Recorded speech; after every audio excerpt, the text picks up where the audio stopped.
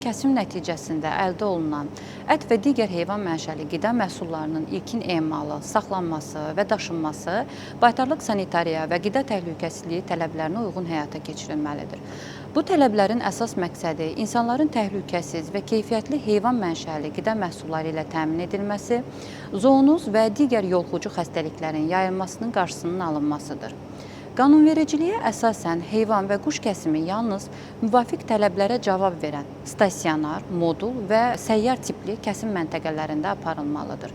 Kəsim məntəqələri müəyyən edilmiş sanitar mühafizə məsafələri nəzərə alınmaqla yerləşdirilməli, ərazi və istehsal sahələri texnoloji proseslərin təhlükəsiz və ardıcıl həyata keçirilməsinə imkan verəcək şəkildə təşkil olunmalıdır. Kəsimdən əvvəl heyvan və quşlar Dövlət Baytarlıq Müfəttişi tərəfindən kliniki müayinədən keçirilməli, zərurət olduqda termometriya və laborator müayinələr aparılmalıdır. Xəstəliyə şübhəli heyvanlar təcrid edilməli və diaqnoz müəyyənləşdirilənədək onların kəsiminə yol verilməməlidir.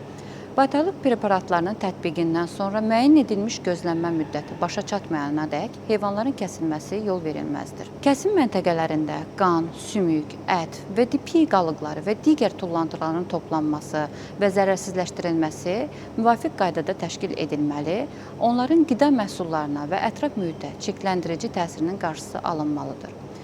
Müəssisə əməkdaşları şəxsi gigiyena və sanitariya qaydalarına riayət etməli, xüsusi sanitar geyimlərdən istifadə etməli, iş alətləri və avadanlıqlar mütəmadi təmizlənərək dezinfeksiya edilməlidir. Ümumilikdə kəsimdən əvvəl baytarlıq nəzarəti, kəsim zamanı sanitariya gigiyena qaydalarına, tələblərinə riayət olunması, kəsimdən sonra baytarlıq sanitariya ekspertizasının aparılması, ətin düzgün soyudulması, saxlanması və daşınması heyvan və insan sağlamlığına, eləcə də ətraf mühitin qorunmasının əsas şərtlərindəndir.